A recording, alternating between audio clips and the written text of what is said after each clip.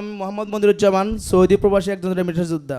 আমরা যখন প্রবাসে যাই তখন আমাদের টাকার প্রয়োজনে আমাদের লোন নিতে হয়, এবং কি প্রবাস থেকে আসার পরেও আমাদের অনেক সময় টাকার প্রয়োজন হয়।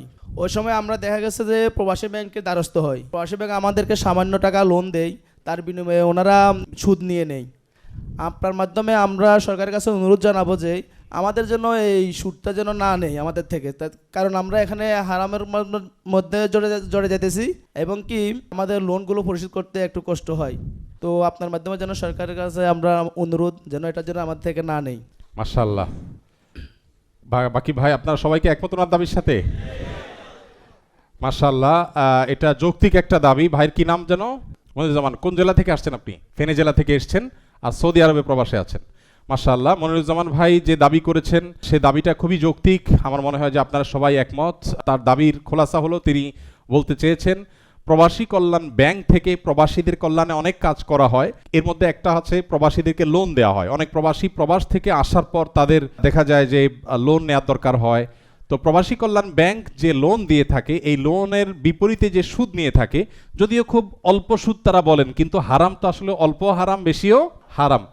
আর দ্বিতীয় কথা হলো যে প্রবাসী একজন রেমিটেন্স যোদ্ধা যিনি দেশের অর্থনীতির চাকাকে সচল করবার জন্য এত পরিশ্রম করলেন, এত অবদান রাখলেন, সেই লোকটার অন্তত লোন নেওয়ার ক্ষেত্রে সরকার সে বিপদে পড়লে লোন নিলে সরকারের এই প্রবাসী কল্যাণ মন্ত্রণালয় থেকে পরিচালিত প্রবাসী কল্যাণ ব্যাংক থেকে যেটুকু সুদ আছে এটা মওকুফ করে সুদমুক্ত লোন যদি দেওয়া হয় তাহলে প্রবাসীদের সুবিধা হয়। এটাই তো আপনাদের দাবি।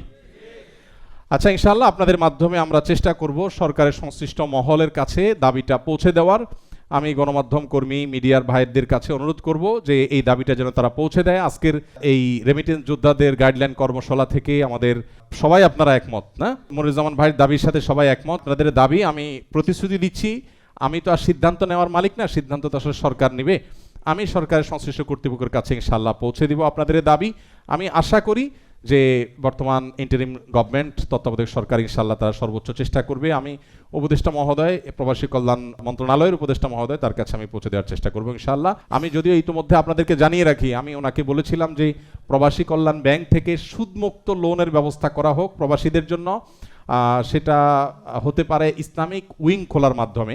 তবে মনিরুজ্জামান ভাই যে দাবি করেছেন সেটা আরও বেশি যৌক্তিক, যে ইসলামিক উইং না খুলে বরং প্রবাসী কল্যাণ ব্যাংকের লোন সেকশনটা পুরাটাই প্রবাসীদের জন্য সুদমুক্ত করে দেওয়া উচিত।